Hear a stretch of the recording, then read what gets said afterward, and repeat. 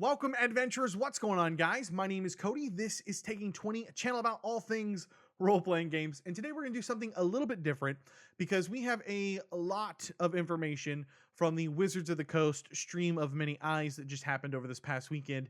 And specifically what I want to talk about is the rumors and now confirmation that Wizards of the Coast will have new settings, that's right, settings plural, for Dungeons & Dragons 5th edition as early as this year. So I came across this great article from comicbook.com with exclusive Dungeons & Dragons to announce new settings for 5th edition later this year. And basically what they've done is they've summarized the juicy bits from the Stream of Many Eyes where Nathan Stewart is talking about releasing additional settings, plural, that people can start playing in as early as this year. But something to note here, guys, is that he also went on to say that it's going to be more like the level of how Barovia introduced the Curse of Strahd in terms of stuff. Here's a thing that's going to give you a taste of the setting, but we're not going to that setting yet. We're just letting you get in there and start doing it. I think this is really interesting. I think this is really interesting for a couple of reasons, because when we start to wonder, well, what settings are we going to get? You know, that's obviously the question. Is it going to be Spelljammer? Is it going to be Greyhawk? Looking at how they are planning on delivering this content, I think is going to play a major role in what we can expect and which settings that we're going to get at the end of the year. So I wanted to talk just a little bit about the different settings that we have available. 5 really come to mind. I know that there are some more settings out there. But something else to mention is that in the stream, they had mentioned that these are going to be settings that, quote unquote, hardcore Dungeons & Dragons players are going to be interested in. And so I think that that is very telling when you start to kind of add all of these things up. So the first and most obvious setting that could possibly be released is Greyhawk. I don't think we're going to get Greyhawk here. I don't think we're going to get Greyhawk for a few reasons, but most importantly because I don't think that Greyhawk is really that much more interesting for people. It doesn't bring the hype. It's not that Greyhawk isn't a good setting. That's not really what I'm talking about here. It's just that we already have the Forgotten Realms. We have a lot of information on the Forgotten Realms, and that Greyhawk, while it is different than the Forgotten Realms, isn't that much different. It isn't that much of a takeaway from the type of games and stories that we can already play in the Forgotten Realms, or just homebrew or just use older Greyhawk material. I don't think that there's enough there to really get people excited. So yes, Greyhawk is an option, but I don't think that we should be looking for Greyhawk.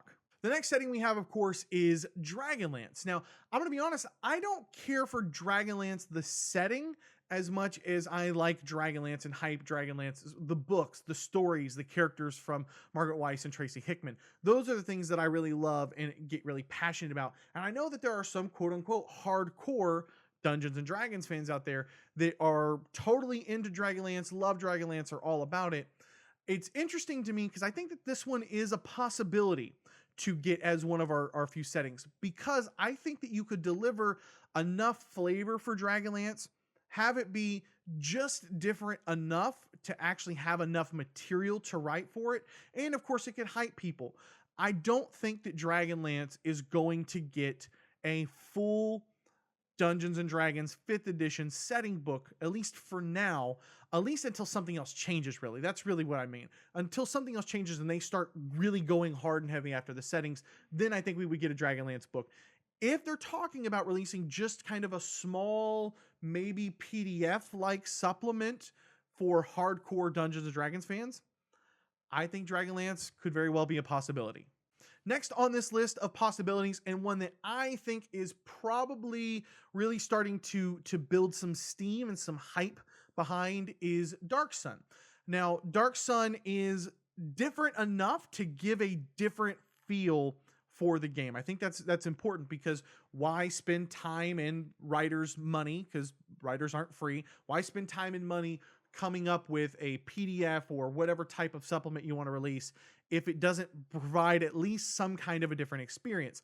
When you couple that with how much psionics Mike Mearls has been talking about recently, you can kind of start to put 2 and 2 together, and I certainly think that Dark Suns falls in that hardcore category for Dungeons & Dragons players. So Dark Suns, I think, is not just possible, but probable. I think that one of the settings, at least, will probably be Dark Suns. The next setting, of course, could make a lot of sense in a sort of PDF, short, small release, and that is Spelljammer.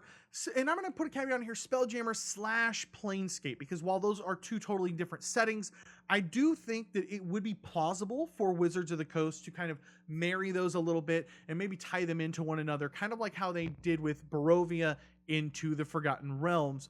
And so that is certainly something that we could see. When you couple that with Chris Perkins talking about a Spelljammer helm making an appearance in the upcoming release for Wizards of the Coast later this year, then I think that it could certainly be a possibility. I also think that it's possible because I think there's enough there mechanically that is interesting to release and enough content to actually put some work and effort into, especially when you start talking about ships and how ship combat works and all that. I think that it's very plausible we could see a supplement for Spelljammer later this year.